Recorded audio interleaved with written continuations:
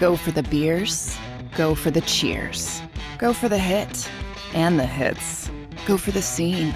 Go for the screens. Go for the gallery. Go for the win. Go to Ocean. EAGLES. Eagles.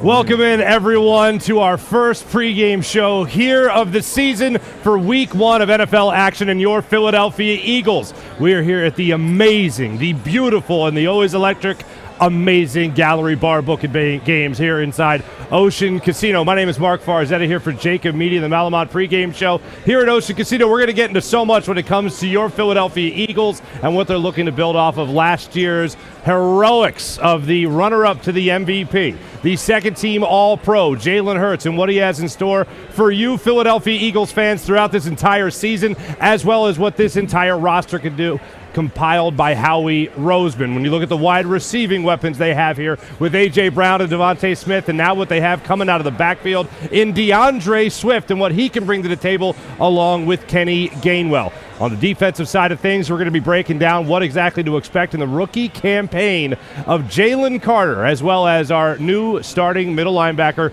Nakobe Dean. A lot of things are set for excitement when it comes to this upcoming Philadelphia Eagles season. I know you're excited, I'm excited, and we're going to get right to it with my esteemed colleagues for yet another pregame show. My friend Derek Gunn, of course, veteran Eagles reporter. He is here with us, and of course, Mr. Seth Joyner joins us as well. Ladies and gentlemen, I know everyone's pumped for another Eagles season, so Gunner, what do you think is the biggest thing we can look forward to this year?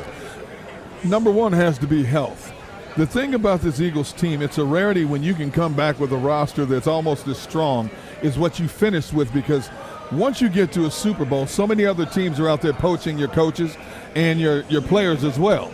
And we saw that happen with the Philadelphia Eagles with both coordinators and, of course, 5 players on the defensive side. But they've come back younger, but they look as talented as they were a year ago. They look faster than they were a year ago. But the journey is that much more difficult this year compared to what they went through last year. Offensively, I expect this offense to be explosive because all they're replacing is a right guard. Everything else remains intact. And Nick Sirianni said back in the spring, we haven't even shown you half of the playbook yet.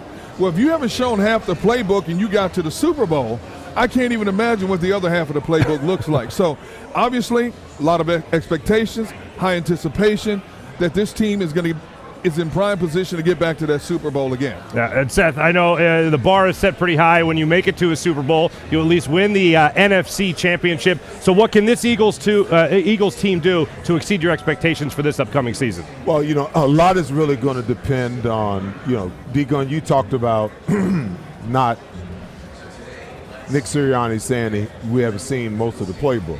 I can tell you what the rest of the playbook looks like. The rest of the playbook looks like an offense that has a quarterback that operates from the pocket. You minimize how many RPOs and read options that you actually run. This is the next step in the ascension of Jalen Hurts becoming an elite level quarterback, in my opinion. And I look for him to take this next step, in his ascension, to just use his athleticism when necessary. He's going to have a plethora of weapons at his disposal. He's going to have a hell of a competition in the slot, at that slot position. Now with Olamide Zaccheaus really pushing Quez Watkins. The biggest question, in my opinion, is going to be, how quickly can the defense, get up to speed. I think we're going to have to rely on this offense to carry the defense, especially through the first 4 or 5 games of the season, because you got a new coordinator, you got a new system with new terminology, you got 2 new starting linebackers, and you got 2 new starting safeties. So there's going to be communication issues early on. And until they get to the point where they can play with each other and be able to have that communication, all those things that make a defense successful, they're going to have some growing pains. And then obviously the weakness of the team last year, which turned into an Achilles heel in the Super Bowl, was obviously the special teams. Can they figure out how to fix that? Can they get to a place where that becomes an asset rather than a liability. Mm-hmm. Now, I know a guy that we're not going to spend a lot of time on critiquing when it comes to starting out this football season, but when it does come to Jalen Hurts, with the incredible season that he had, I mean, this time last year, we were talking about whether or not Jalen Hurts was the guy in Philadelphia. Well, I think he answered that question with a yes exclamation point following last season. What are realistic expectations when it comes to Jalen Hurts? Last year, a huge ceiling to try to get to. How close is he to that ceiling now, Seth? I think it's very close because, the difference is, look what he did in a 3-year span. You guys have heard me say this before. I've got my 3-year rule. If a guy plays consistently over 3 years and barring any injuries or anything that arrests his development during that time, I expect for him to take off in year 3. We'll begin to see the progress, substantial progress in year 3. This kid came in and took this franchise to a Super Bowl. So what's the next step? The next step is, elevating yourself into that elite status. The thing is, he's going to go and do whatever's necessary in order for him to get better each and every year. That's the sign of a kid that wants to get great. A lot of people will talk about, the money. Will the money change him? And I say, definitely not, because he's not concerned with the money. The money's a big deal, but in a lot of ways it's not a big deal. He wants to get what he's worth, but at the same time, winning is what's important to him. So I think we're gonna see him escalate his game in a way where, I think people are really going to scratch their head because he's still got some doubters out there. After all that he did last year, he's still got some doubters and, dare I say, some haters. I expect for Jalen Hurts to pass somewhere around 4,000 to 4,500 yards this year with 40-plus touchdowns this year. He has those type of weapons. And if they elevate to where, you can remove some of those RPOs and just use them strategically where you need to use them, and he can really operate from the pocket and then use his athleticism when everything else breaks down, they'll be unstoppable. Mm-hmm. And now that you mentioned the money, now the Eagles have Jalen Hurts at a discount, considering the last couple of quarterback contracts that have come out. Hey, it's only $1 million or $2 million. Hey, come on, man. Absolutely. But, Gunnar, he got so close to his ceiling last year. Is this a matter of this year expecting him to push that ceiling maybe a little bit higher, raise that bar even higher to what we can expect from his level of play? Well, if you know anything about Jalen Hurts, he never stops working to get better. But I've said time and time again over the summer, he can play the exact same game he played a year ago and still lead this team to the Super Bowl. Only Jalen Hurts, Nick Sirianni, Brian Johnson know exactly what it is he needs to get better at. We didn't see many flaws in his game last year. But there's pressure on him, number one, to repeat what he did. Number two, if there's a 24, 25-year-old that can handle the money matter, it's a Jalen Hurts. He's like a 45-year-old trapped in a 25-year-old body. But let's face it, the money is a factor. And when you put on that kind of financial pedestal, even more is expected of you. I don't see the money getting in the way of what he wants to do each and every week. But getting back to that Super Bowl is so difficult. The last Super Bowl loser from the NFC to get back to the Super Bowl, you have to go all the way back to 1974-75, the Minnesota Vikings. That's how difficult it is. They talk about only 17% of those who go to the Super Bowl get a chance to repeat. Think about the fact that the team from the NFC hasn't repeated since the mid-70s. Everything changes. Everybody plays you. It's their Super Bowl. Injuries become a factor. Coordinators have had a whole off season now to try to defend what you're doing. And this guy, Bill Belichick, he doesn't have the offensive weapons to go toe-to-toe, but you give him 7 months to prepare for you. That's what I'm interested in seeing what Bill Belichick does defensively against this offense. I'm interested to see as well, but I'll say this. This matchup today is similar to the Super Bowl, if you will, because what is the thing that makes Bill Belichick so revered as a defensive mind? He will identify those things that you're best at, your strength, and he will take those things away. And then he'll make you operate off of the things that you do the least best, So what happened in the Super Bowl was, who are you going to take away? Take away Zach Ertz. You got 3 or 4 other guys, that can make plays. Take away, Alshon Jeffrey. Now, you still got 3, 4 guys, 5 guys that can still make plays. This football team is built in a similar manner. And then now you throw into the mix a quarterback that can hurt you running the football. That's an added element. So if all of his attention in this offseason has been how do we stop Jalen Hurts, okay? And let's be honest, the RPO is unstoppable. I was just talking about this on another show that I did a couple of days ago. The problem with the RPO is that the NFL has gone too far. When you start allowing offensive linemen the advantage of being a yard to 2 yards downfield, when the quarterback can pull the ball and now throw it, he can pass with the offensive lineman across the line of scrimmage, that's a great advantage for the offensive side of the football. Because as a linebacker, I'm taught to read the offensive lineman. So when they fire out, I'm coming downhill. When I come downhill, he sees me coming downhill. He pulls the ball out, zips it by my ear on a slant to A.J. Brown. If I sit back, now the double team, happens. They push the tackle back in my lap, and by the time I react, he's got a two-way goal of where to go running the football. So the offense that they run is virtually, indefensible.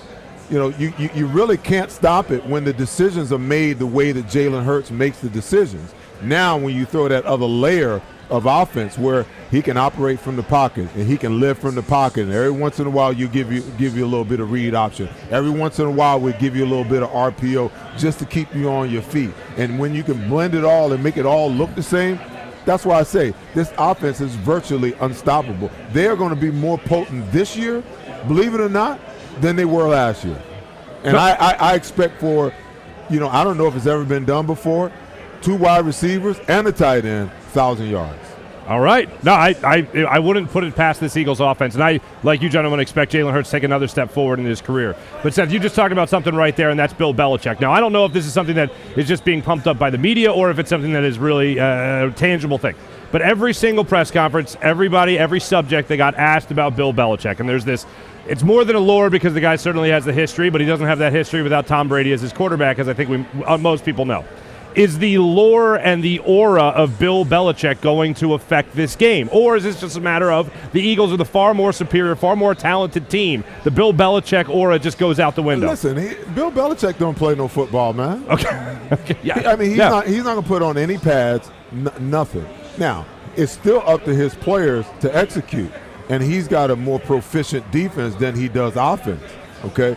But the truth of the matter is the only way he can affect the game is how he moves his 11 chess pieces on the defensive side of the ball, and he can move them and place them where he wants to. But when you got other guys on the other side that's breathing and playing aggressive, that affects how they do their job. So I think at the end of the day, yeah, it's he plays a factor because he's one of the greatest defensive minds to ever coach in the National Football League.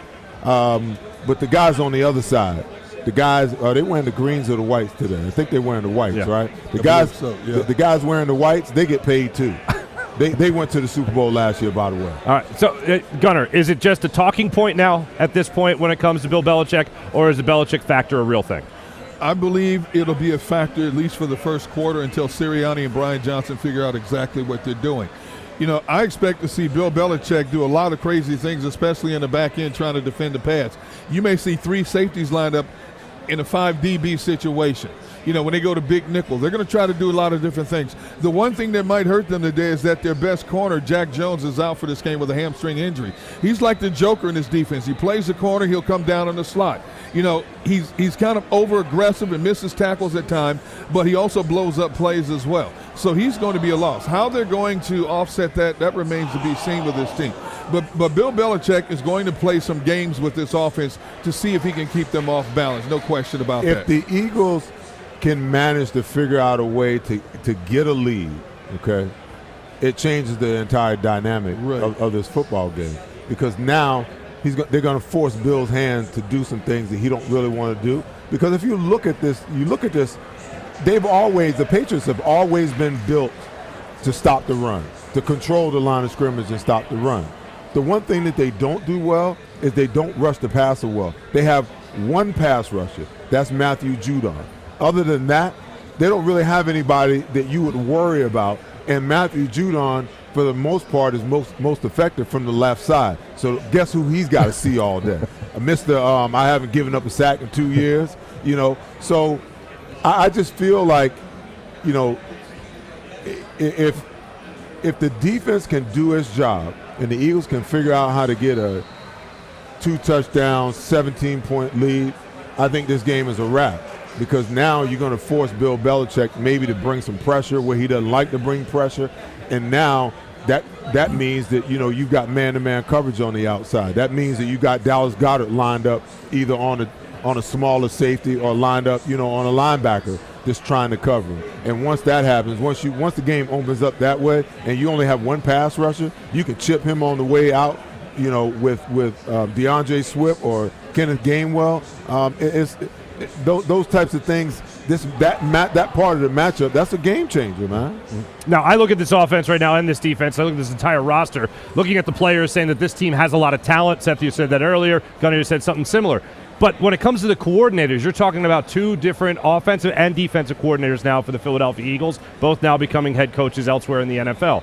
How much of a drop-off, if any, do you think there's going to be between Shane Steichen, who by most people's accounts, Gunnar, was a very good play caller, and now to Brian Johnson, someone who has never called plays at the NFL level? Well, we heard this offseason that Brian Johnson is next in line to become a head coach because he's that highly thought of as a play caller and as a strategist offensively. When I look at a Brian Johnson, there's not going to be much of a transition. He's been with Sirianni and Steichen from day one. He's been in the meetings. He's made suggestions to the offense. The only difference for him is going to be what kind of niche does he want to put on his offense himself to make it more of his offense, obviously, which helps his resume as he looks for a bigger picture, meaning a head coach down the road, possibly at the end of this season. Defensively is the unknown commodity. When you have a DC who's only done it 1 year, then he went to be an assistant coach out in Seattle. We don't know much about his defense, and I found it intriguing from day one when they decided to bring Matt Patricia in here to kind of, I don't want to use the term look over his shoulder, but to be his second eyes and ears. You can say what you want to say about Matt Patricia as a head coach, but Matt Patricia as a defensive coach was one of the best in the game, Bill Belichick. So he does have a defensive mind. I thought it was real strategic on Howie's part to say, okay, we're going to go with this Desai guy, but we want to have some reassurance. And you have to take into consideration, Desai wasn't their first choice. So where was he in the pecking order in terms of people they wanted when you heard they wanted a Vic Fangio and other coordinators before they wanted Sean Desai? Now, all right, so where was Sean Desai then? Was he number 2 on the list, you think? At least 3. At least 3 on the list. At least 3 on the list. So why wouldn't you just have Matt Patricia as your defensive coordinator? That's a good question. That's a very good question. I asked nothing but good questions. But I can tell you why. Okay. Listen, Sean Desai is a Vic Fangio disciple. Yeah. See, with the Eagles making the Super Bowl run, that's why they missed out on Vic Fangio. Vic Fangio couldn't wait for the Eagles because he didn't know whether Jonathan Gannon was leaving or not. So he had to move on to do what he had to do. So when you think about Nick Sirianni's process of how he thinks defense should be played, because even though I believe that Jonathan Gannon could have been a lot more aggressive than he was, I think sometimes we miss the fact that early in the year last year, Nick Sirianni before the bye talked about how the conversation between he and Jonathan Gannon would go down, and how sometimes he would call the dogs off, if you will, and his mindset. Nick Sirianni wants to, he wants explosive plays out of his offense, but he wants to guard against explosive plays versus his defense. So I think that he was really looking for somebody, that their mindset as far as defensive football was concerned was similar to Jonathan Gannon, but maybe just a little more aggressive, just a little bit more aggressive. And let's face it, Sean Desai was right there in Chicago when Vic Fangio was there. So he knows that defense. He knows the philosophies of that defense. And I think that that's what Nick Sirianni was angling for more than anything. Because I can remember Rex Ryan's name came up. I'm like, there ain't no way in hell they hiring Rex here. Right. Because Rex is going to bring some pressure. Rex doesn't care anything about giving up big plays because he knows that, hey, I may give up a big play, but I'm going to create 2 or 3 big plays in a game too. And he's willing, to leverage that, the way he calls a game. Nick don't want any of that. They're going to bend but don't break at all costs. And I think that the difference between Sean Desai and Vic Fangio and Jonathan Gannon is that those guys know how to make players move around and disguise things. Like, and nobody was watching the last preseason game, but I was bored, so I watched it. But that last quarter, I mean, he dialed up some zone blitzes and some very creative things where he made it look like they were coming from one side, and they actually ran a zone blitz from the other side. So I'm just saying, there's going to be a difference. But there's also going to be a lot of similarities, and there are going to be some times this year where you're going to hear me sitting up here saying, as I always do, you got to bring some damn pressure. All right, so, right on that note, I will say this stuff. Yeah.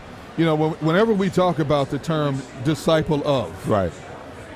I could be a disciple of Seth Joyner playing linebacker, but I'm not playing linebacker like Seth Joyner. I may want to paint a picture like Michelangelo, but that's not going to happen. You can learn all you want, but until you have to step in the fire to do it, you know, that's a big difference. Now, I'm assuming that he's a very good student of the game. When you look at the degrees this man has, right. You know, but now you got to step to the forefront and do it. So until we see him do it in a game, 2, 3, or 4, personally, I don't know what it's going to look like, to be honest with you. Nobody does. Nobody knows what it's going to look like, and I know you want to move on, but when it comes to the Matt Patricia thing, okay, I think that Nick Sirianni was really, really feeling some type of way when he lost both his offensive coordinator and his defensive coordinator last year. I believe that the Matt Patricia thing is nothing more than an insurance policy, because if this team goes to the Super Bowl next year and has a similar year defensively that they had last year, Sean Desai is going to be out of here. You understand what I'm saying? Yeah. So he doesn't want to be caught again in that situation where he's scrambling, trying to figure out, because the only defensive staff guy that stayed, the only one, was Tracy Rocker. Everybody else flew the coop. Yeah. Everybody else, you know. So he was just at odds and trying to scramble and figure out who's going to be my guy, who has that type of mentality. And believe it or not, Matt Patricia has that kind of mentality. Yeah, Bill Belichick has never been a blitz kind of guy. He's been a conservative, cover two shell type of guy. You know, play a little bit of 3-4-4-3 that you can morph back and forth just because you have these tweener players.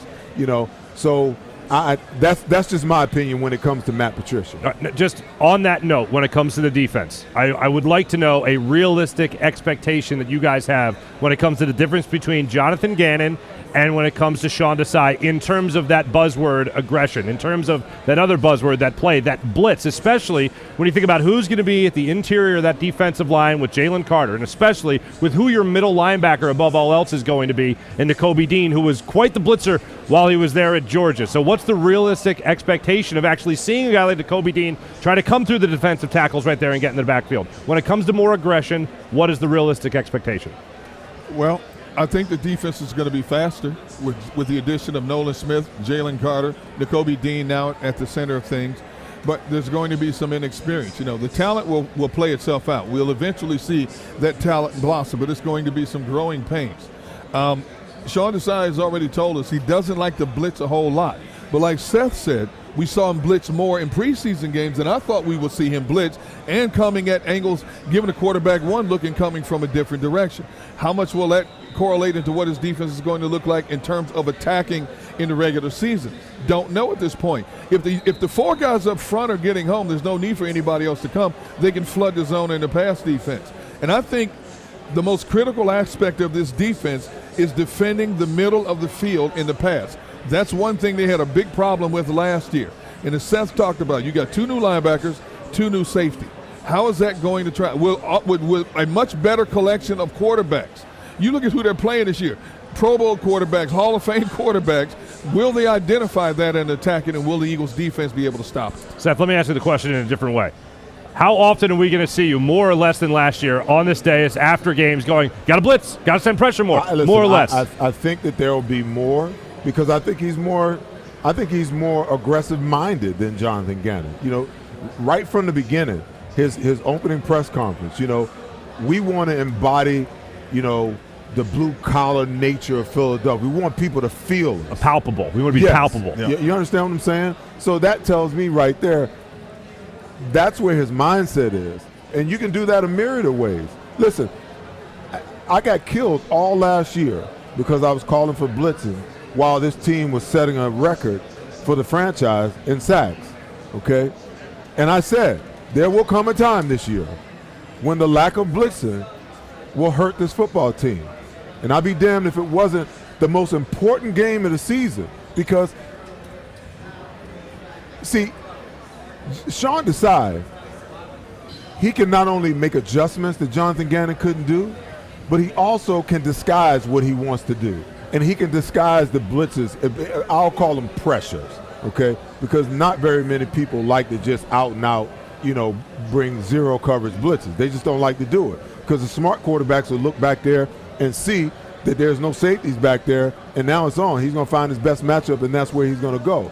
But he has the ability, to disguise things. And I just feel like, you can't allow a guy like Patrick Mahomes to sit in the pocket in the entire second half and not even consider that you might come. To never have to worry about adjusting his protection because he knows that you ain't coming because you scared. That's the difference. That's the difference. And I don't care how many sacks you get. There always comes a point in time in the game where you need to bring pressure. There's always a point in time. You're always going to have that team that you play against that is a mismatch for you, that even though you're tearing everybody else up as far as the pass rush is concerned, you're a bad matchup for them. So you got to have an alternate to be able to say, okay, we can either come with an extra linebacker. We can come, with a guy off the slot. We can walk a safety down. And now they got so many weapons that they can disguise it with. I mean, listen, I was really, you guys know, we were right there at the draft together. I was excited for Jalen Carter, first of all, and I was ecstatic when at 30, Nolan Smith fell to him. And I went home the next day, I started drawing up defense. I'm serious. Because, think about it. If you got Nolan Smith and Hassan Reddick on the other side and you're 5-man, do you know what you can do with that look? Because either one of them can drop. Both of them can rush. You can take Smith and take him off the ball and rush him from there, run games with. There's so much that you can do.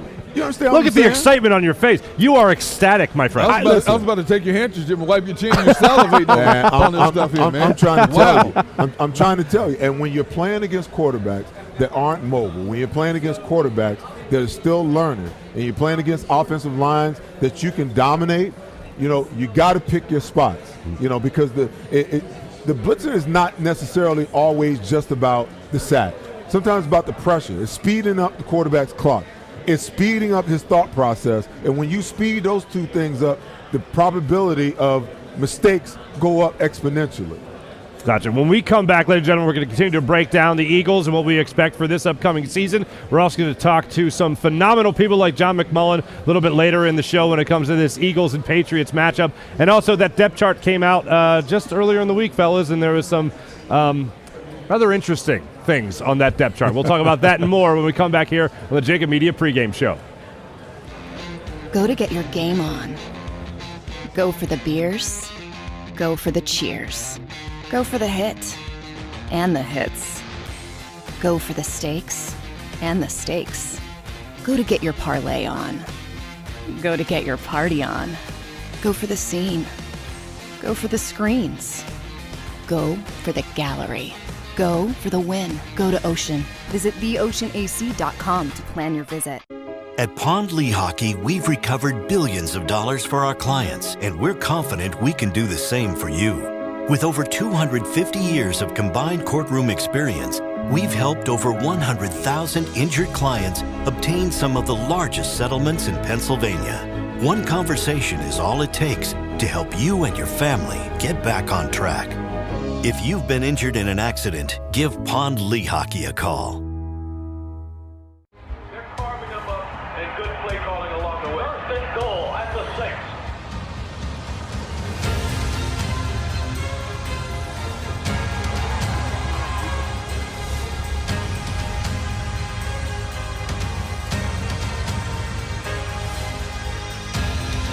On the field of life, First Trust Bank is there for you.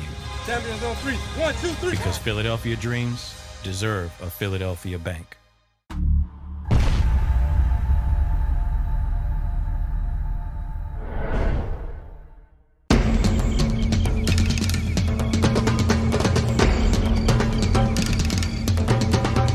Staffing is not easy, but that's what we do every day, all day.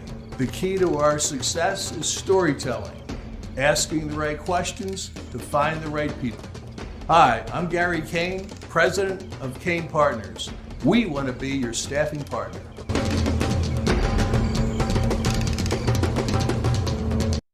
Since 1977, it's always been about you, the community, at Rafferty Subaru. And through the Subaru Love Promise, we prove we care by supporting charities like So Good Now. So Good Now helps kids in under-resourced areas by connecting them with student athletes to serve as mentors. We remove barriers so athletes can help youth in the corners of our communities where light and love are needed most. When you choose Rafferty Subaru, you help organizations like So Good Now. It's all about you at Rafferty Subaru. Do you stream on a Roku, Fire Stick, Google TV, or Apple TV? Now you can watch 6ABC 24/7 with the 6ABC Philadelphia streaming app. For the big story on Action News, search 6ABC Philadelphia and start streaming today. EAGLES. Eagles.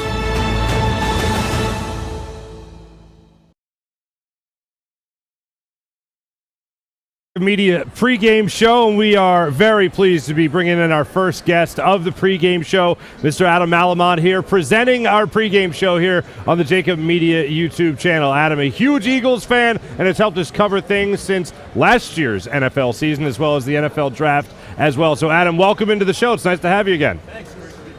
Good to see you, man. You still no? We just heard from Seth about how geeked up and how happy he was after the draft. You still coming down from that high of adding those two defensive prowess guys? Man, you saw the Jalen Hurts moves on me, right? So I don't know that I can ever rival Seth's excitement. I don't try to rival his style, his look, his athleticism. You looking pretty sharp there today, though, Adam. You inspired me to bring the game. You got the three-piece going on.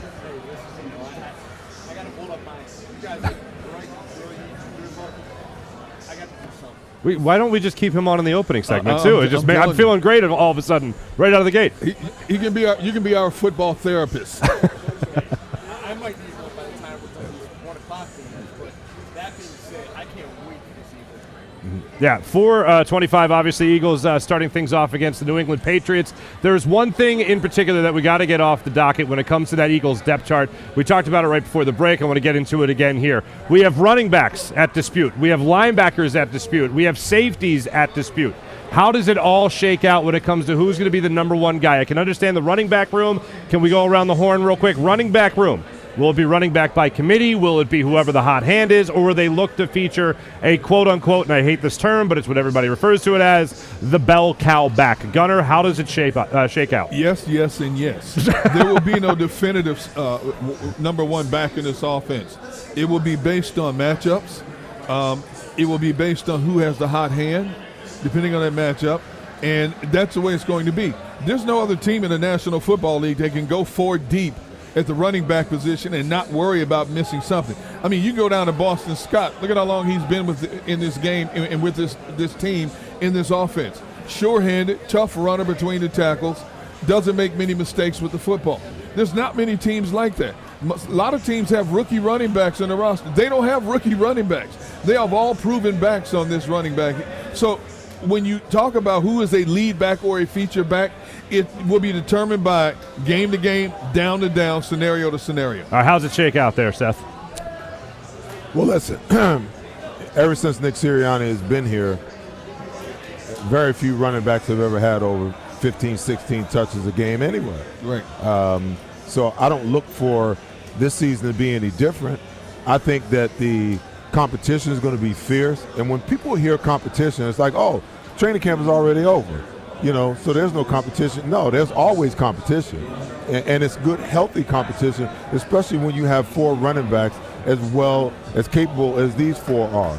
You know, and the production is going to be really high because each and every one of these guys understands my touches are going to be limited.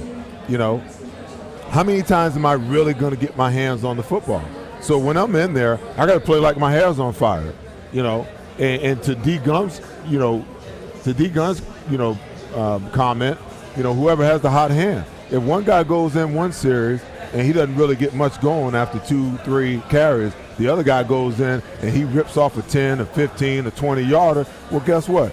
You know, they're going to go with the hot hand. But even at that, once he gets to his 15, 16 limit, as far as catches and runs are concerned, then the other guys are going to factor back in anyway. You're going to get that change of pace. And you know, while we're on running backs, I still want the Eagles to go ahead and trade for Jonathan Taylor. Well, I think in that case there would be a number one back. I think in that case there would definitely be a number one guy. You don't have to. You don't necessarily have to. But what he gives you is that every single time that his hands touch the ball, he gives you the potential to take it to the house. He gives you a bigger back on third down situations and 4th and 1 situations if you don't want to go quarterback sneak. He gives you that option down on the goal line, that power back. But then, you know, you obviously if you make the trade, then one of the guys, you know, that you've already brought in has to go with that deal. You know, so it's either Gainwell or it's or Swift or maybe even Rashad Penny or a combination of two of them that have to go in that deal. But that change of pace and that home run hitter that's still, you know, 25, 26 years old, you know, the only issue is, you know, he wants to be paid, you know, and do we have enough under the cap to bring him in? Do they see him valuable enough to do it? Listen, we got two twos. I would use one to go get him. I would go you know they don't pay running backs in Philadelphia. Hey, listen. You know this. How he doesn't invest that kind of money in backs or linebackers. But if you want to spare your quarterback. Yes. Because, like I said, I think that they're going to move to a more pass-centric offense this year. I believe he's going to throw the ball 40-plus times a game this year. But if you really want to protect your quarterback and keep him from having to run, yes, you know, then I think you need a running back of this caliber. Because Swift, he has a history of getting hurt. Penny has a history of getting hurt. Already supposed to be inactive today. Rashad Penny. All right, so assuming, Adam, there's not a historical trade made by 425 or Jonathan Taylor's in an Eagles uniform, how do you think it works out? Gotcha. I'll tell you, it's essentially your fresh legs defense. So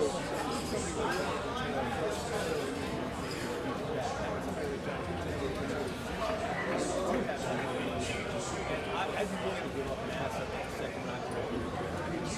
Knowing what we know about Jonathan Taylor behind that you put him in one thing is he's the offensive line. Defensive line in the NFL. What's he going to do? Every time this guy's going to break into that house, or at least make it look like that. That's going to open up opportunities downfield. And how do you defend all these weapons the Eagles have? You can't possibly defend them. But real quick, I want to circle back. You mentioned defense at the very beginning, Farz. Yeah. Defense. Do you know what the best defense is? It's keep the offense of the other team off the field. Sure. So if we have a bunch of good running backs, and we run by committee, right? We run the running backs. They each get their carries. We stay on the field. Keep them off the field. Run our plays. Yeah, absolutely. No, I'm a big believer in doing that. Now, when it comes to some other the defensive positions here that are up for grabs, a lot of people have been talking about the linebacker position. We've kicked it around as well. Looks like Nakobe Dean will obviously be your starting Mike linebacker here. But then when it comes to the guys on outside, you can have an edge rusher there with Hassan Reddick like we saw throughout the vast majority of last year. But then we could be also looking at a Christian Ellis. We could be looking at Zach Cunningham. Seth, to look at your former position, to look at the linebacker position, who do you think is going to be starting opposite Nakobe Dean? Oh, Zach Cunningham. No doubt about it. And it's amazing. It speaks volumes about all the other guys that were in camp that this guy comes in late, picks up the system or already knows the system and elevates himself to the starting will backer. But I think they're all going to get some playing time. I like what I saw out of Christian Ellis. You know, last year on the special teams, a lot of times that will translate to, you know, to the position once the guy can digest and understand the defense and understand what his responsibilities are. You know, Nicholas Morrow, who they thought was going to be the guy, you know, he's a heck of a special teams player, but he can probably also play as well. So you got a combination of guys, and then Nolan Smith can actually play from off the ball. I mean, he did that last year at Alabama. Now, you don't want to do a whole lot of that, but you can actually play him off the football, you know, and drop him in the box in different situations. You can move him around. You can line him up in a 5-man front and then move him back off the ball and have 3 backers off the ball and play that way. And he can drop, he can rush from that position. There's a whole lot of things you can do with the versatility that they have. And by the way, I do not deem rush ends linebackers. I don't know why they call them outside linebackers. It's the modern era of edge. football. They are the edge. The modern era They are of football. defensive ends / rush edge rushers. They're not outside linebackers. They're just devaluing the position of linebacker. I was an outside linebacker. Guy, right? Listen, there is no such thing as a 3-4-4-3 anymore, because almost every team is running some type of 4-2 scheme. That's what they're running. So the belief that now the Patriots still kick their inner 3 guys down inside and do a lot of things, moving the linebackers all over the place. But when you get down to the nuts and bolts of it, most football teams are a 4-2 front, period. Everybody's favorite Eagles Hall of Fame edge rusher, Seth Joyner. It just feels dirty to say. Real quick, Gunnar, Zach Cunningham starts today. Yes. Okay. Yes. Right. And I have to give this organization credit, the defensive coaching staff. They brought in Nicholas Morrow, and the fact that they didn't give him any guaranteed money told me they brought him in on a tryout. Anytime, this guy is a guy who had over 100 tackles with the Chicago Bears, but he comes in here and they give him no guaranteed money, even on a 1-year deal, as they did Kazir White last year. At least they gave him something.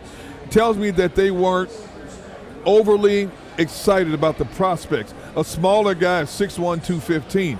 And I kept saying all summer, you need somebody with some body weight on the outside, the way these tackles and guards are nowadays. And then they bring in not 1, but 2 big linebackers. Of course, one of them decides to retire in the middle of a training camp. But I think Zach Cunningham is that big body they're looking for on the outside. He was retired when he came to training camp. When you saw the story that he was already planning a career to be a plumber or electrician, you could tell his heart was not in football. And there's nothing wrong with those professions. You want to hear something funny? What? So I have it on good report. Somebody seen him when he first got to the facility, and they said he was walking then like he was retired. Yeah. The bottom line, he couldn't run anymore.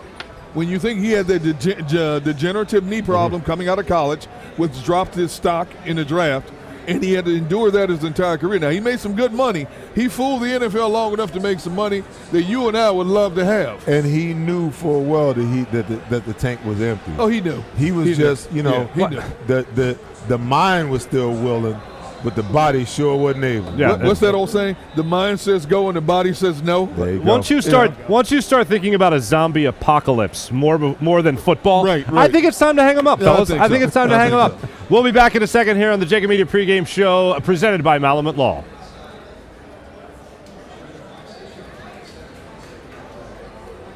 Welcome to Pond Lehocky, the largest workers' compensation law firm in Pennsylvania. With over 250 years of combined courtroom experience, we've helped over 100,000 injured and disabled workers obtain benefits, as well as some of the biggest settlements in the state. Even better, Pond Lehocky doesn't charge a dime until you win. If you've been injured at work, give Pond Lehocky a call.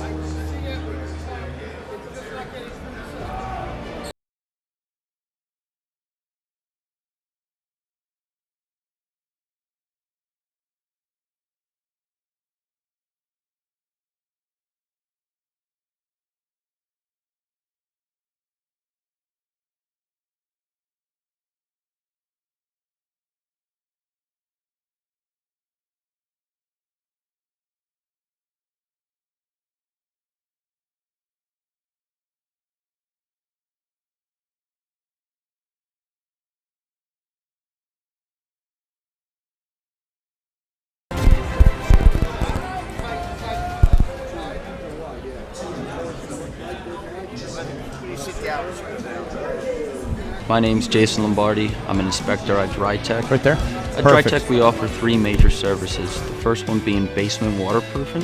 The second service we offer is foundation and structural repairs. And then the third service that we offer is mold remediation. If you feel you are having a waterproofing issue, give DryTech a call or check us out online.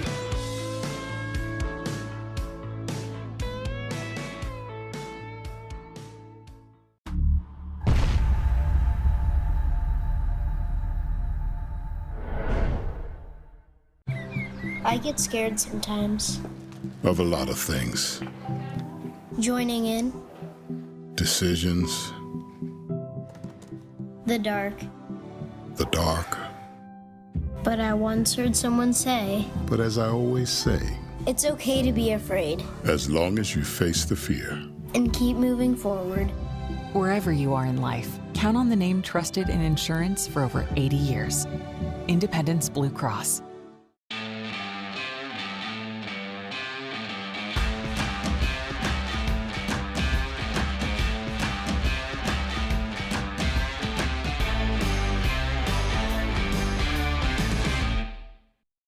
Go for the beers, go for the cheers, go for the hit and the hits, go for the scene, go for the screens, go for the gallery, go for the win, go to Ocean. EAGLES, Eagles.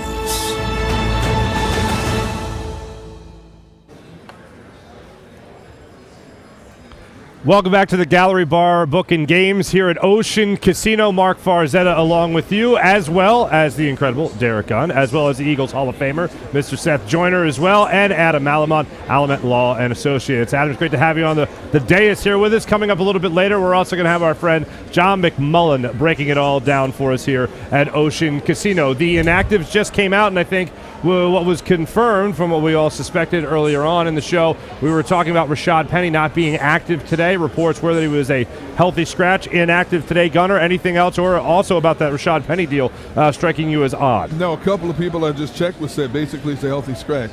One person said I have no idea at this time. The other person said just a healthy scratch, which is a little bit surprising because this team is not afraid of having 4 active backs in a game. You know, because Boston Scott is that special teamer. He could be a kick returner, whereas the other guys could be your rotational guys. So I'm a little bit surprised Penny is out unless there's an injury, some type of injury that negates him from being at full strength. But outside of that, what I've been told is basically it's just a healthy scratch. Mm-hmm. All right, now one thing I want to get into to wrap up the conversation regarding the depth chart. The safety position for the Philadelphia Eagles has been something of great debate throughout the offseason, throughout the preseason. We had a guy like all of a sudden Kayvon Wallace was emerging on the first-team depth chart there, getting first-team reps, and no one really expected seeing that. You also see a guy like Terrell Edmonds coming out here getting his opportunities, and then Justin Evans getting his shot, and, of course, Sidney Brown, the rookie, getting his shot as well. Well, now Kayvon Wallace is gone, and people are curious to see who starts next to Reed Blankenship in the Eagles secondary. Seth, if it was up to you, who would you put next to Reed Blankenship to start off the season?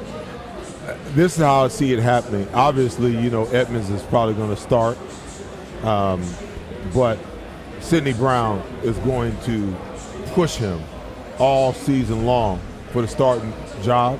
And I also believe that Sidney Brown is going to favor heavily in Sean Desai's sub-packages. You know, but there'll come a point in time in the season where Sidney Brown, the way he plays the game, the speed with which he plays, he may supplant, you know, Edmonds as the starting safety. But out the gate, I think you go with, you know, this is Reed's first year as a starter. You know, you need some experience next to him, and it has to be to start off Terrell Edmonds. Gotcha. Adam, who do you like next to Reed Blankenship to start out the season? Listen, I can't argue with Seth. I think he's right. I think, you know, you've got to have the leadership. You've got to have somebody there who's got a little bit more experience back there. And Sidney Brown is an amazing football player. He's got a great career ahead of him. I just don't think that starting the season is the right time.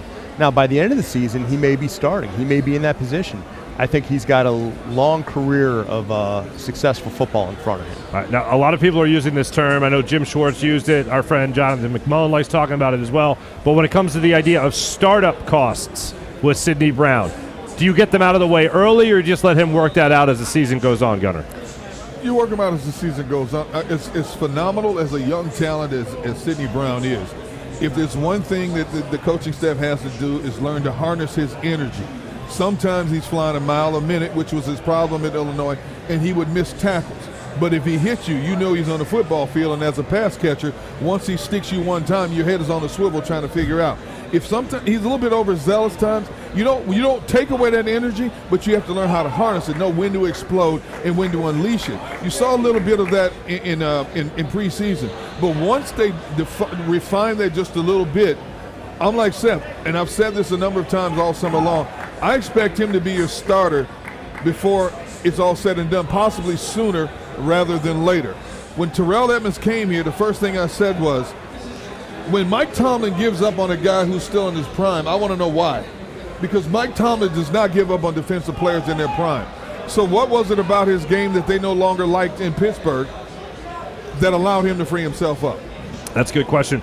To complete the list of inactive players for today's game, a lot of them you would expect. Tanner McKee, Rashad Penny, we just talked about, was the only really surprising one. Tyler Steen, Moro Ojomo, as well as Mario Goodrich, Eli Ricks, and I'll just say this, tight end Big Al, or Big O, depending on how you want to go with the gentleman that they traded for with the Denver Broncos. Now, one player that we know is going to be starting middle linebacker for this team, hopefully for the foreseeable future, is Nakobe Dean. If you guys are game planning next to Bill Belichick, if you guys are game planning next to their new offensive coordinator, Bill O'Brien, who just returned to New England this season before they had Matt Patricia calling plays for him a year ago, I think the number one thing you're going to be doing is trying to see what a guy like Nakobe Dean can bring to the table at the NFL level. So you're going to see a lot of Stevenson, I think, today. You could see in other situations some other running backs trying to get the best of them. But I think we're going to see a lot of running the ball early to do the very basic football thing of using the run to set up the pass, especially when it comes to testing Nakobe Dean. Adam,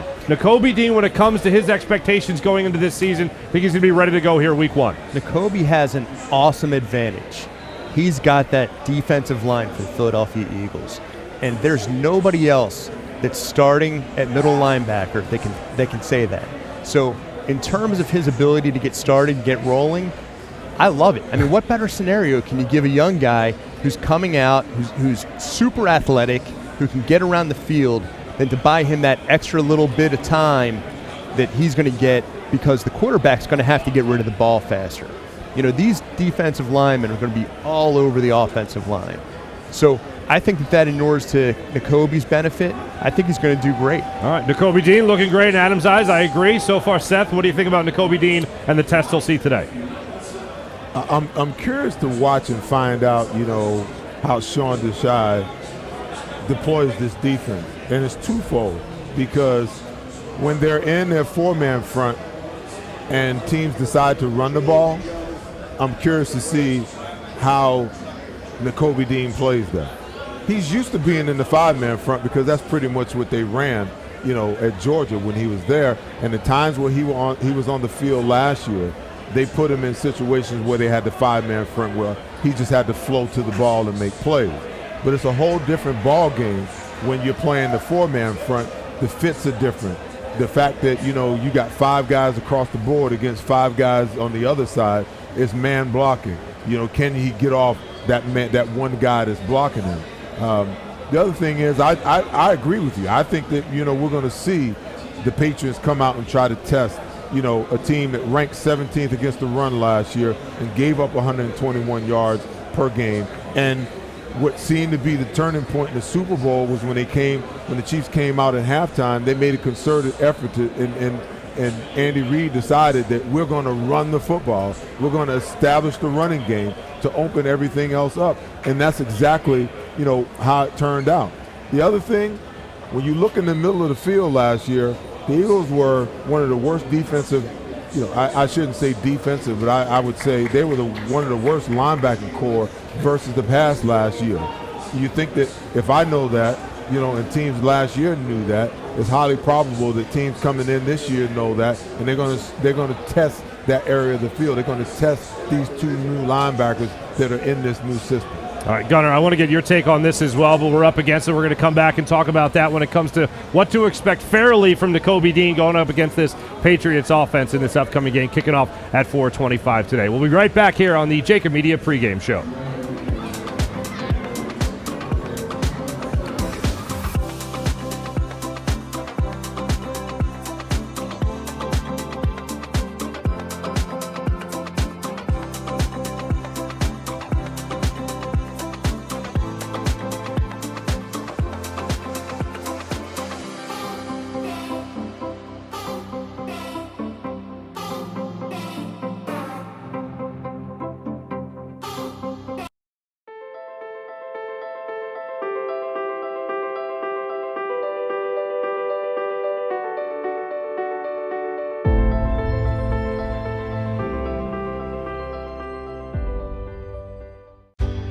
Go passionately.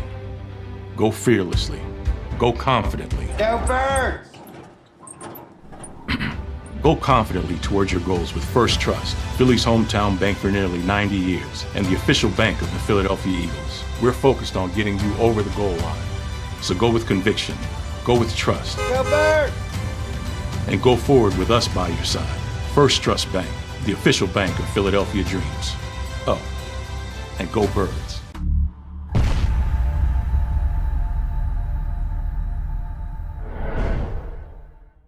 Score and save in southeastern PA and Delaware with Colony Pools this football season, and let the experts close your pool with a custom Merlin safety cover in green for the birds. And if you join our Winter Watch team, we'll give you another 20% off, and Colony Pools will handle it all. Keep your tiles on your pool, not in your pool.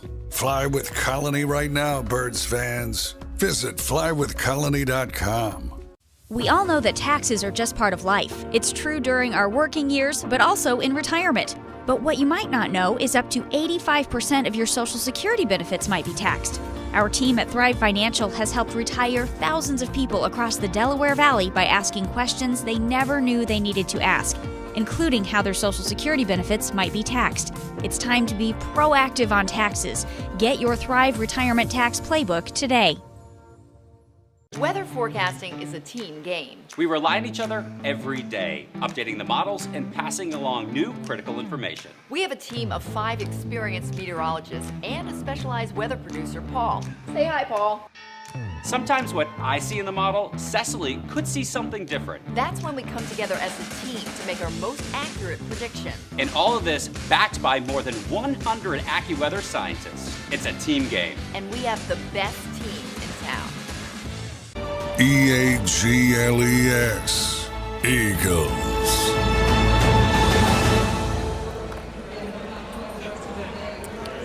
Welcome back to the JAKIB Media pregame show here from Ocean Casino's incredible gallery, bar, book, and games. We welcome in alongside Derek Gunn and Seth Joyner, Marc Farzetta, and our friend John McMullen in the flesh, ladies and gentlemen, hanging out with us here at Atlantic City Ocean Casino. John, how are you, man? Late change, but I'm happy to see you guys. Good to see you, man. Called the audible on the travel, and here you are. Yeah, I won't say who called the audible because I don't want to destroy them. I want to destroy them, but I won't. But it's good to see you. Very good, very good, very good. All right, we're looking ahead to this Eagles season. We're looking ahead to Eagles Patriots, obviously at 4:25 here this afternoon, John. But when it comes to this Eagles season overall, I want to ask you about that whole Super Bowl hangover thing that people seem to be somewhat concerned about outside the Philadelphia area.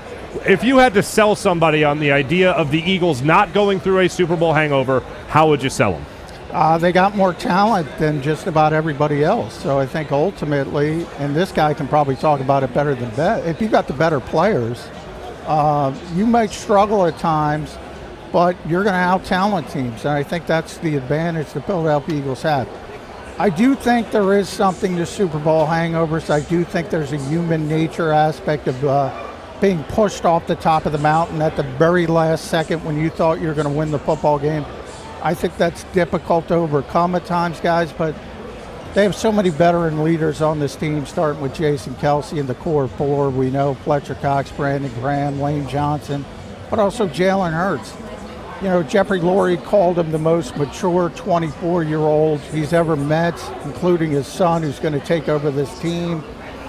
He's not that anymore, but only because the calendar turned. Now he's the most mature 25-year-old. So they have leaders. They have everything in place to make another run at this thing. But the last part you need is a little bit of luck because they were healthy last year, and they'll start this year healthy. There's only so much you can do when it comes to legislating injuries, and I don't know if they're going to have that same kind of injury luck 2 years in a row. So John, how do you decipher the unknown commodity that is Sean Desai? You've been there, training camp, preseason games. How do you decipher? What do you feel good about, or what makes you still have some reservations about it? Well, I don't like the scheme. I think too many people play the same scheme in the NFL, and then it becomes who plays it best. And I think that was the Eagles last year, right up until they didn't. in the second half of the Super Bowl. And they're going to play the same scheme, the same philosophy. What I think Sean Desai is better than Jonathan Gannon at is branding. I think he's smart.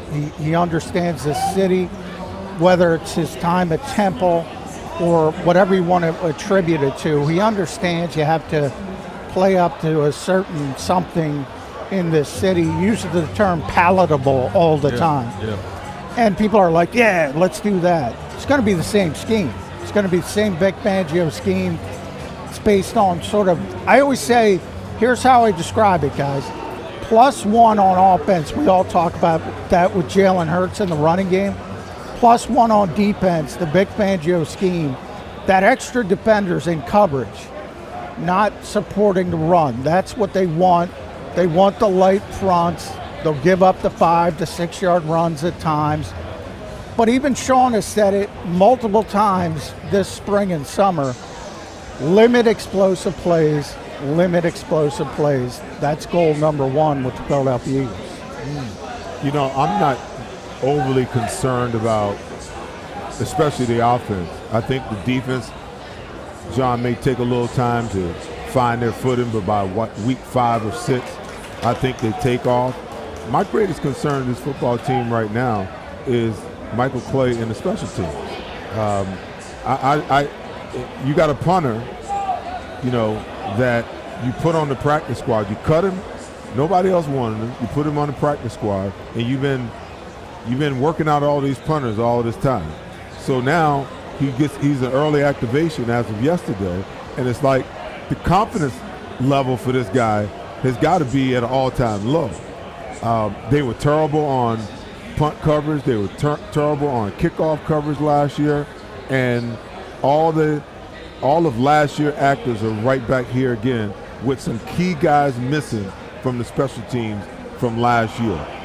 How do they fix this? Or is Nick Sirianni just saying, this is my guy, and we're going to ride with it until we get it right? Well, as far as Aaron goes, and I think I'll give a shout out to D. Gunn. He was the first one who said the Eagles were going to move on from Aaron Cepas.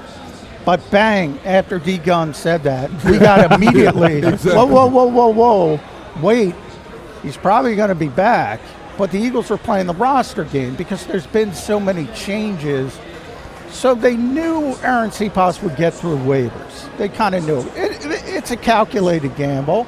We're at the Ocean Casino, Gallery Sportsbook, calculated gambling. But they kind of knew it, and they wanted to save young players like Eli Ricks and Mario Goodrich, who they knew weren't going to dress early in the season. Right. And they're inactive, as you've already seen today. And they're like, we can get Cepas and we can get Covey through waivers, put him on the practice squad, elevate him for 3 weeks, then you got to make a decision. And maybe that decision is made for you by injuries, right? Maybe you have an open roster spot and everything works out itself. Or you got to make a more difficult decision. But you bought yourself 3 weeks. So I think that's the classic Howie Roseman savvy way of handling things. They're very comfortable with Aaron Cepas as the holder for Jake Elliott. While people go, yeah, I know. And I asked Michael Clay, but guess what? Go back to the preseason, guys. Yeah. Jake Elliott missed 1 field goal. Right. It was with Ty Zettner as the holder. And guess what? It was a perfect hold. Yeah. But you know kickers. Psychologically. They get stuff in their head. Yeah. And he's banging through 59-yarders with Aaron Cepas holding. So you have one of the best kickers. Now, ultimately, he's got to punt the football better. I don't think anybody is going to disagree with that. I will say, though, I think the Eagles did Aaron a disservice in the Super Bowl. He had not punted for 7-8 weeks. Yeah, they should have never activated him. Yeah, I agree. exactly. They should have let Brett Kern. It wasn't great, but he's going to kick the ball the right way. And then to your point, Seth, about the coverage teams, they'll tell you, look, they stunk last year. So maybe the athleticism of Sidney Brown, he's going to be a punt gunner to start. Maybe the athleticism of Kaylee Ringo, maybe that improves them on coverage. But, special teams on paper does not look great. One short follow-up. And you may know, you may not know. Why haven't the Eagles taken a look at Matt Araiza, the kid that was drafted by Buffalo that had the accusations against him that he was then exonerated? I mean, you know talent versus tolerance, Seth, and he's a punter. You know, and it's not just the Eagles. He had a workout with the Jets. With the Jets, yeah. He had a workout with the Jets and nobody else. Nobody invited him to camp. So it's not just the Eagles. If you were a quarterback, you'd get another opportunity. No question about it. But as a punter, people look at it and say, is it worth it? Yeah, but he was exonerated. I mean, but he still has a civil suit out there. So what is the civil suit? Well, obviously, you know what it tells me? Yeah. That the league knows something that they're not telling yet. Because all 32 teams have not touched him. And when I asked the Eagles, when I put out there that Siposs was being cut, the first thing I asked is, are you going to bring in Araiza to try out? Emphatically, they said, nope. And I followed up and I said, why? We're just not interested. That was the comeback. So the league knows something that we don't know about what's going on with this young man. I would like to know because the kid, kicked the 80-yard punt before. Yes. I mean, the Bills don't move up and draft him where they draft him if there's not some talent there. Right. And as hard as it is to find a guy, who can consistently kick the football, I was dealing with this, on my podcast just last week. I said there has to be something underlying that we're missing. That a kid what round was it they drafted? Was it like the 4th round or something like that? I mean, you don't draft a punter that early and then all of a sudden he can't punt anymore. No, he can punt. But as you said, and he was exonerated. What happened was the district attorney out there declined to move forward because they didn't think they could prove the allegations. However, in the information they did uncover, there was still some untoward stuff going on that Matt admitted to. Wow. Girl was underage, but it was consensual. A lot of people don't want to get involved with that. Right. So it's not just about being exonerated from a legal perspective, as D-Gun pointed out. You have a civil case on the horizon. A lot of teams just don't want to deal with that, especially in sort of the 2023. Listen, I get it, but you know what? Deshaun Jackson had a civil case going, and the Cleveland Browns turned around and gave him $230 million guaranteed. Yes. Okay. Quarterback versus punter. No, I mean, bottom line. The only reason I thought the Eagles might take a flyer on Araiza is because you go back to when they brought in Michael Vick. Nobody wanted to touch Michael Vick after what he went through. Yeah. And Jeffrey Lurie and Andy Reid did all their due diligence on Michael Vick. They knew it would be a major distraction coming in here. They knew there would be a faction of people that would be outside of the stadium and outside of NovaCare protesting, bringing Michael Vick here. Sure enough, it was. But they felt that Michael Vick deserved a second chance. He paid his debt to society, and they gave him a second chance, and Michael Vick took advantage of it. That's why I equated to this Araiza thing. He's been cleared, but that civil suit is hovering out there, and then you couple it with some of the things that you're saying. Everybody's washing their hands of this young man. Yeah. He probably has the strongest leg. Now, you said nobody spends that high of a draft pick on a punter. Patriots just did it. This year, they spent a 4th round on this kid, Chad Ryland, who beats out Nick Folk, who they trade to Tennessee, and then they spent a 6th round pick on a kicker, which you don't do. They care about special teams. Yes, I mean, that's one thing we're going to talk about in this game. Yeah. Because the Patriots probably have a top 10 defense, top 10 special teams unit, bad offense. Eagles have a great offense, good defense, probably bad special team unit to your point on paper. But I would say, Jeffrey Lurie is famous for giving people second chances. Yes. You either believe in second chances or you don't. Right. But the part that factors in, again, quarterback, different. Yeah. Wide receiver, Riley Cooper, that was untoward. They gave him a second chance. Deshaun Jackson, that was untoward. They gave him a second chance. Punter, they're just it's a devalued position. Even offensive line. If you look at Sills, giving him a second chance, giving him another opportunity as well. That's better. Good call by you, because that was recent. Every once in a while. Yeah. But I am now convinced more than ever the Eagles are winning the Super Bowl. If we're that concerned about the punter position, that means everywhere else is pretty locked up. But no, in all seriousness, John, we're looking at this particular matchup when it comes to the Patriots. Is there something that if you're Bill O'Brien, for instance, and you're looking at this Eagles defense, what are you trying to exploit right out of the gate? Right up the middle with my tight ends, because I don't have a lot. Ramondre Stevenson, who was sick this week too, so who knows if he's 100%, he's going to play. But they have good tight ends, and the Eagles, we're talking about Nakobe Dean, who I have a lot of confidence in, but we don't know. Played 34 snaps. He was great at Georgia, but he's undersized. We have to see how that works out. Zach Cunningham was a good player. How much is left in the tank?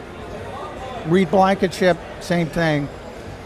Ton of excitement about him. Had a great summer, but not a large sample size. And then that second safety position, I think it's going to be Justin Evans. We're going to see. I don't know if some of the people there, they might know already. Terrell Edmonds, I don't think it's going to be Sidney Brown. He's going to have that big impact on the special teams. So I go right up the middle with those tight ends and try to stress that group. So we talked about it earlier, John, and the Eagles ranked 17th against the run last year. They gave up 121 yards, and they really struggled once Jordan Davis went down, being able to stop the run specifically in their four-man front. I mean, the times when the Eagles go four-man front, you'll probably see it more likely on first down, maybe third down. If I'm Bill O'Brien, I'm thinking when they get in their four-man front, let's see if they fix their problems that they had last year. Because when they had problems in their four-man front, they immediately went to the five. Whether Jordan Davis was up or whether they had to bring in Linval Joseph or Ndamukong Suh. Yeah, and that's part of the philosophy I was talking about, Seth. Look, they want to give up something in the run game to limit those explosive plays. That's just the philosophy of the Big Fangio scheme. So they're willing to give up that occasional 6-7 yard run as long as they limit those explosive plays. I don't like it at all the times. But that's their philosophy, and they were successful. When you're coming off a season where you were the second-ranked defense, the number one pass defense, 70 sacks, you're not going to change a lot. And the only thing they changed, the coordinator, because he got a head coaching job, guys left in free agency, so you have some personnel changes.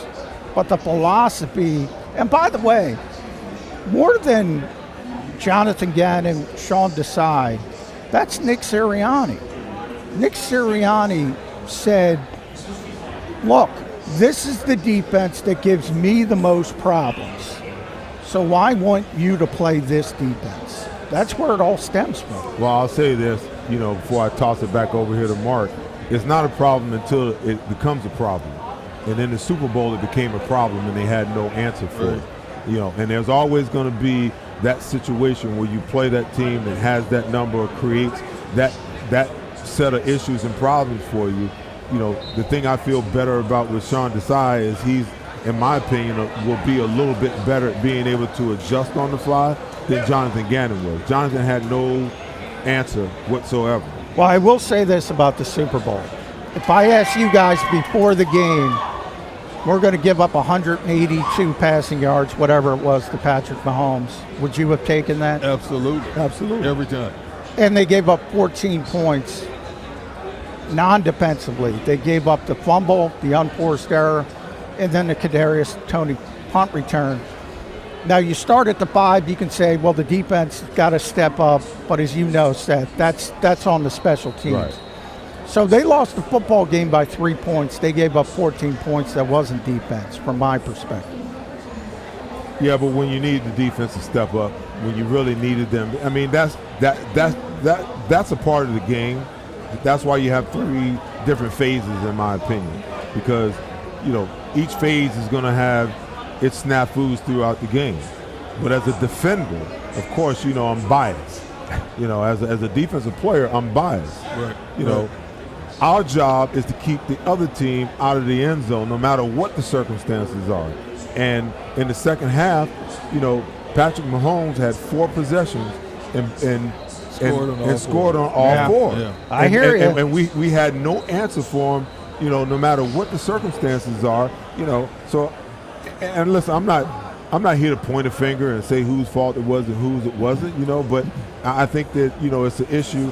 When you talk about the biggest game on the biggest stage, we have to talk about it. I'm saying, and how that translates to and this year. I get your perspective, and that's why you were a great player. You're like, all right, we're going to stop him at the 5-yard line.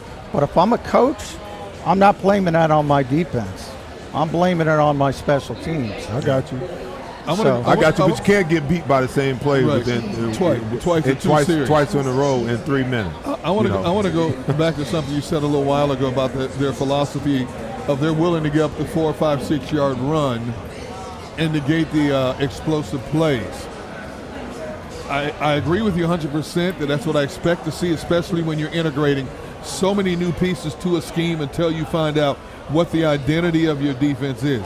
The problem with that is that means every other carry, the opposition's getting a first down, which means your explosive offense is standing on the field, which makes that game that much closer in the fourth quarter. That's the aspect I don't like about it. No. But I agree with you 100% that that's what I expect to see. But that's what you saw in the Super Bowl. Yeah. The Chiefs got nothing going in the first half, and they came out with a concerted effort to run the football. And the problem with when you run the football that way, you're converting first down and you're keeping possessions alive. But it also opens up the rest of your playbook, because when that quarterback sticks the ball out, the linebackers have to honor it, the safety has to honor it. Everybody's got to stop you. Your rush, your pass rush slows down. But if you can take away that run aspect, or at least control it, now you put the offense in a position where all you have is a pass game. Now we can turn our dogs loose, because that's what we actually do best. Yeah. Hey, looks like Justin Evans is going to be starting over Terrell Edmonds today. That's I assume that would be the case. And, John McMullen, now I heard your prediction earlier in the week during Birds 365 where I was lucky enough to fit it. I was just going to say it was dangerously close to mine, so I'm curious if you're still on that same point. I said I think it's going to be similar to last year. I think it's going to be more difficult than people expect. Week 1 in Detroit, people are like, it's the Lions. We're going to beat the Lions. I'm like, whoa. And they did for a half. Yeah. And then they weren't, not so much. Yeah. Ironically, I think the Lions have more talent than the Patriots, but they kept it close last year. Eagles were able to persevere. I think the same thing's going to happen this year. They're just going to out-talent New England. Very small margin of error. What Seth and D. Gunn were talking about, look, if you can run the football at 3 yards in a cloud of dust like Washington did, think about the first loss, and be disciplined and stay in the game, you can shorten it and you can go steal a game. Can the Patriots do that? Probably not. The Eagles winning, I think I said 27-23. I'll stick to that. But that's what Bill Belichick is going to want to do. You go back to that Monday Night Football, I think it was last year, when they went up to Buffalo and ran the ball like damn near 50 times. Yeah. It's not beyond Bill Belichick to say, okay, if we can run the ball with some consistency here, let's run it. Let's establish it. By the way, I got bad news for you guys. The reason Justin Evans is starting because he's the best coverage safety there. Exactly. That's exactly what I was told. Oh, boy. So, again, it goes back to what I said. When Mike Tomlin lets go of certain people, the big question is why. Just like when everybody was salivating when the Eagles brought in Robert Quinn. And my people with the Bears told me, Robert Quinn is not what you think he is. And sure enough, he became more of a guy in the witness protection program last season than he did as a productive player. So people were also excited about Nicholas Morrow coming in here, who had 108 tackles. My question was, how many tackles was he making down the field instead of at the line of scrimmage? Sure enough, he not only loses a potential starting job, he gets cut. All right, we have to let John go. John, thank you so much. Appreciate you stopping by. We don't have to let him go. Oh, no. He's got a whole thing going, man. We got more time? Look at that. You guys open it up right there. I'm hog tying John from start to finish. Fair enough. All right, so we have your prediction 27-23. When it comes to this Eagles offense, we talked a lot about the defense, what they could do, what you're expecting to see Bill O'Brien do against this Eagles defense. But when it comes to the offense and Brian Johnson and what they could do with all the weapons that are here at their disposal, how versatile and how dangerous is this Eagles offense going up against this Patriot defense? I mean, the Eagles offense is ridiculous on paper. I mean, Bill Belichick's famous for taking somebody out of the game. That's sort of what he's famous. Sometimes he wants to take over the best player offensively. Sometimes he wants to bracket the second best player and put his best coverage guy on the first player, take the second guy out. You never know what he's going to do. He's a mad scientist. But I'm like, well, all right, so take away A.J., take away Devontae, go to Dallas Goedert. You can't take everybody away. And you even add DeAndre Swift to the passing game. I think he's going to have a big impact, not as a dump ball player, but actually running routes, whether it's a bubble screen, whether it's a wheel route. Jalen Hurts, to me, is not a dump-off quarterback. He's never going to dump the football off to the back because his perspective is he can get more than that back can get.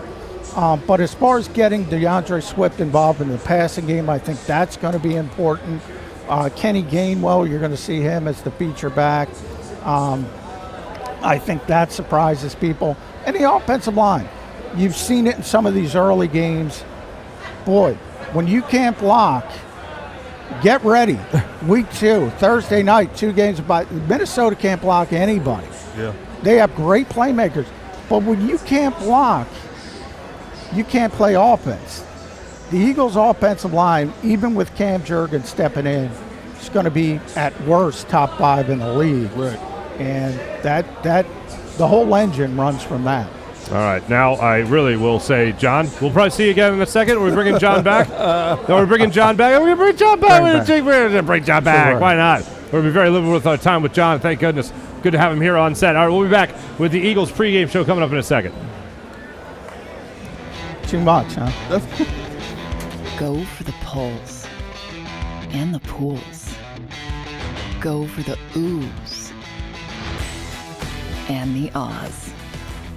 Go for the bubbles and the bubbly.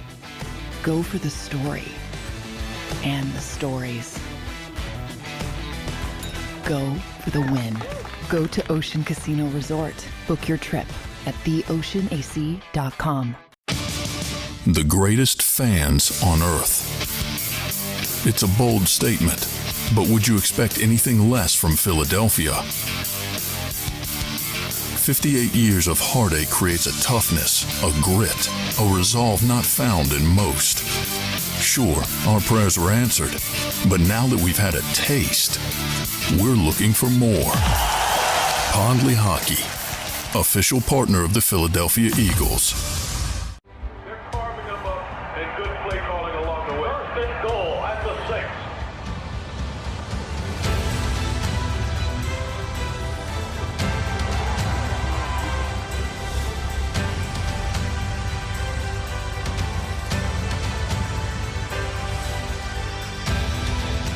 Field of life, First Trust Bank is there for you.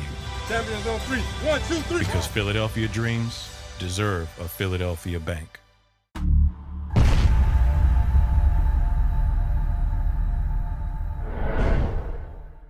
Since 1977, it's always been about you, the community, at Rafferty Subaru. And through the Subaru Love Promise, we prove we care by supporting charities like So Good Now.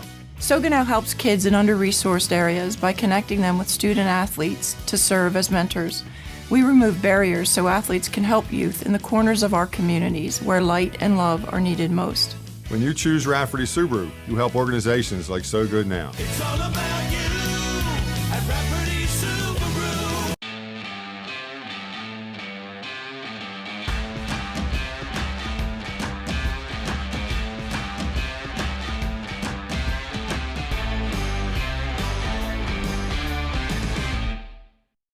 Do you stream on a Roku, a Fire Stick, Google TV, or Apple TV? Now you can watch 6ABC 24/7 with the 6ABC Philadelphia streaming app.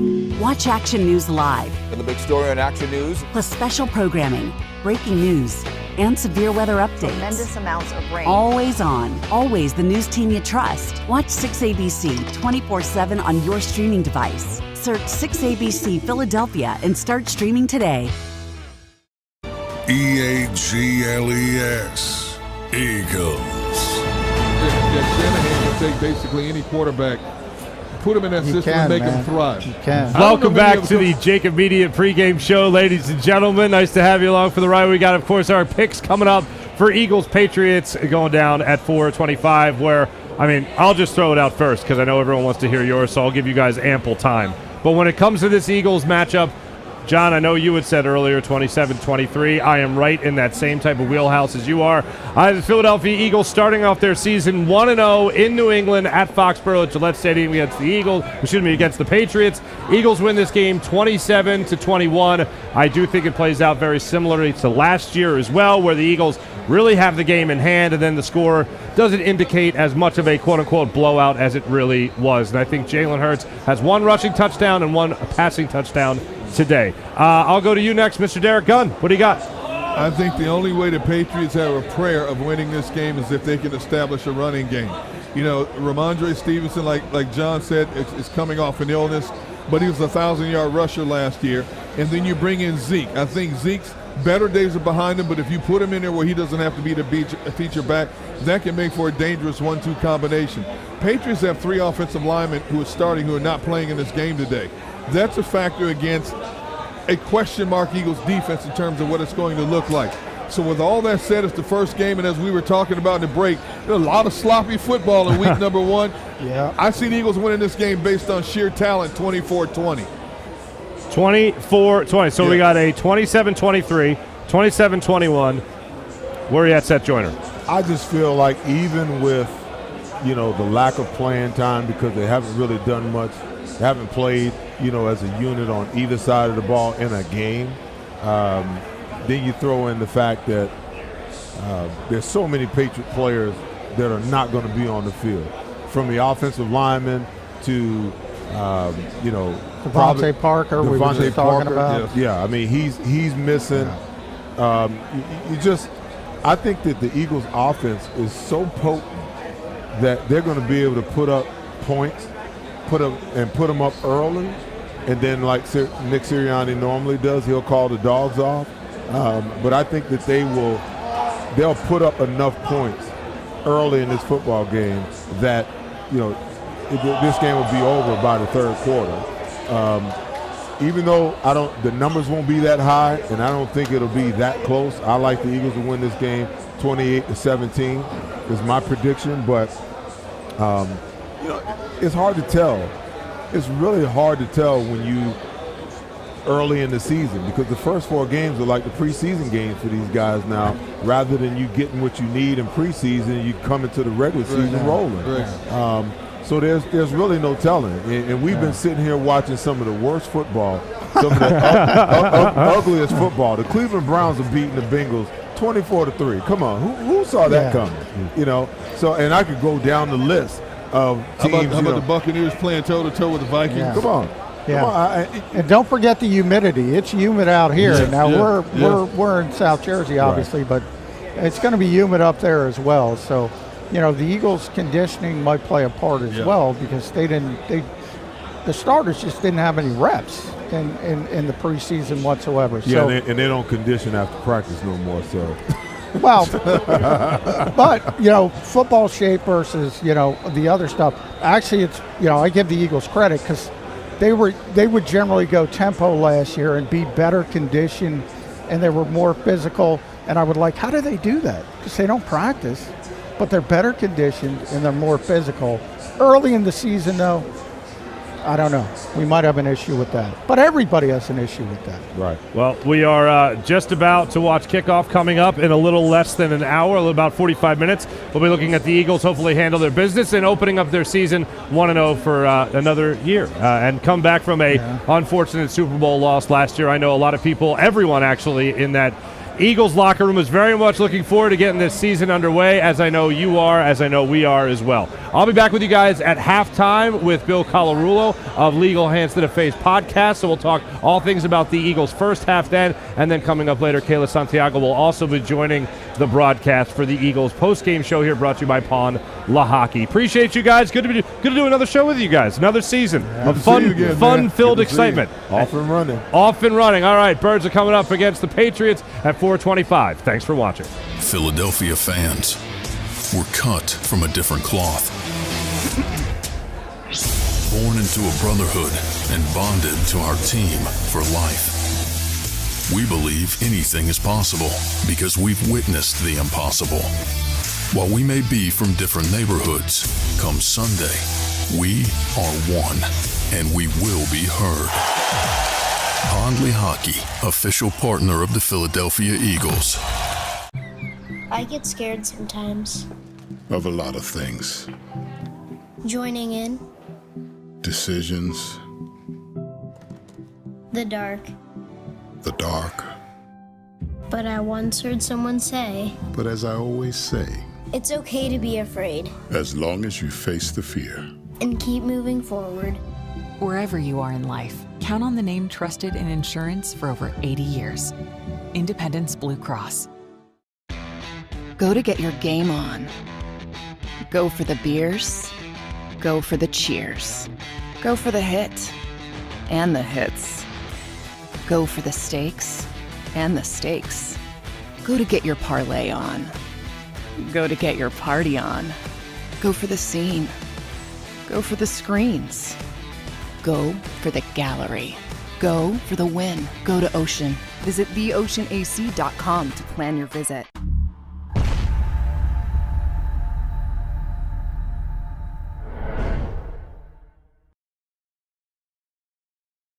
My name's Jason Lombardi. I'm an inspector at DryTech. At DryTech, we offer 3 major services. The first one being basement waterproofing. The second service we offer is foundation and structural repairs. And then the third service that we offer is mold remediation. If you feel you are having a waterproofing issue, give DryTech a call or check us out online.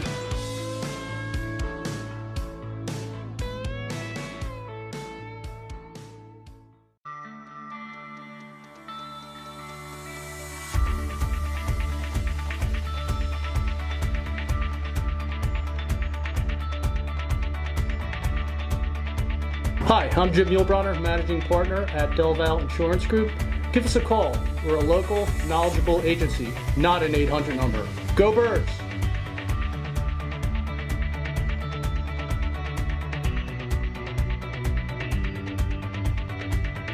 Go for the win. Go to Ocean Casino Resort. Book your trip at theoceanac.com. EAGLES. Eagles.